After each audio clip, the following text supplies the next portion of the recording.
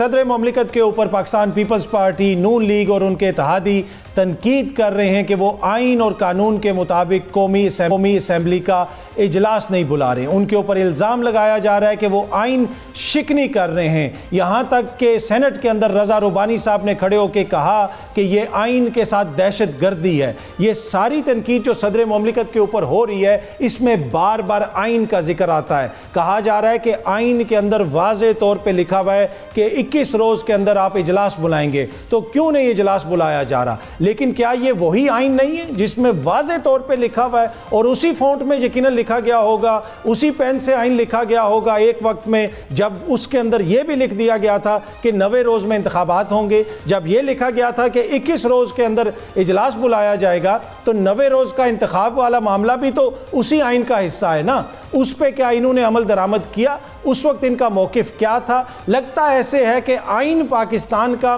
लेकिन मर्जी हमारी।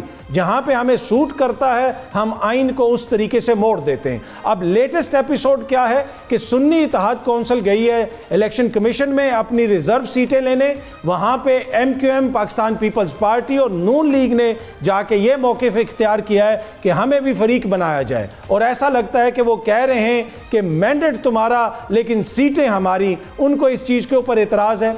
क्या ये जमहूरी असूलों के मुताबिक है कि वोट किसी और को पड़ें और रिजर्व सीटें आपको मिल जाएं? पर एनीवे, आजकल आपको बहुत सारी चीज़ें देखने को मिल रही हैं। हर कोई अपनी अपनी तशरीह कर रहा है। कोई ये कह रहा है कि नहीं जनाब, जो हमारा मौक़िफ़ है वो बिल्कुल दुरुस्त है, वो बिल्कुल आइन के मुताबिक है। कोई ये कह रहा है नहीं जनाब, इनका जो मौक़िफ़ है वो खुदा न खास्ता आइन शिकनी है।